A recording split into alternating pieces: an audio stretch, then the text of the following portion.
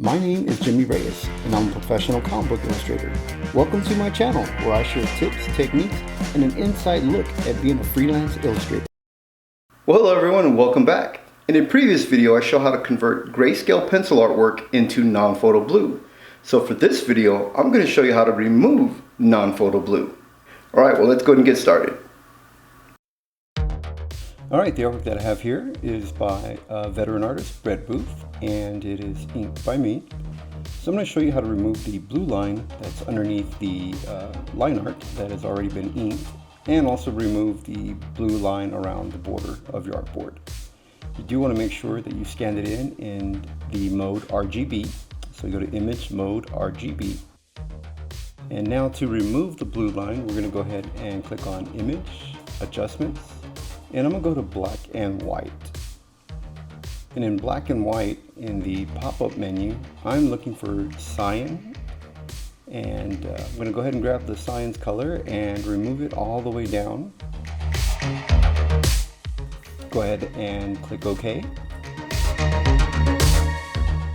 And once you remove all of the cyan, then you can go into Image, Adjustments, and I use curves to adjust my white and black.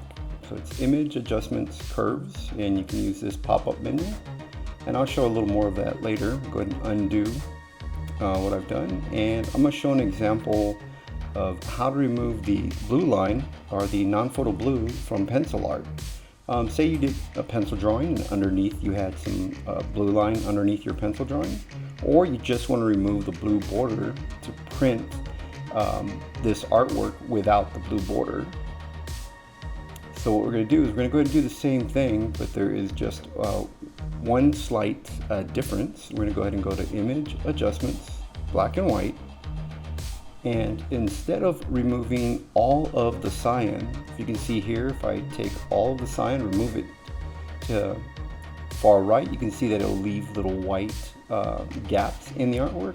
So we don't want that. We want to adjust it just enough where the blue has disappeared and the gray is still solid. So you want to make sure your graphite art is still there. And so you find that little sweet spot. You click OK. And I also use curves for the pencil art as well. I like to go to Image, Adjustments, and I also go to Curves, as we saw in the previous example.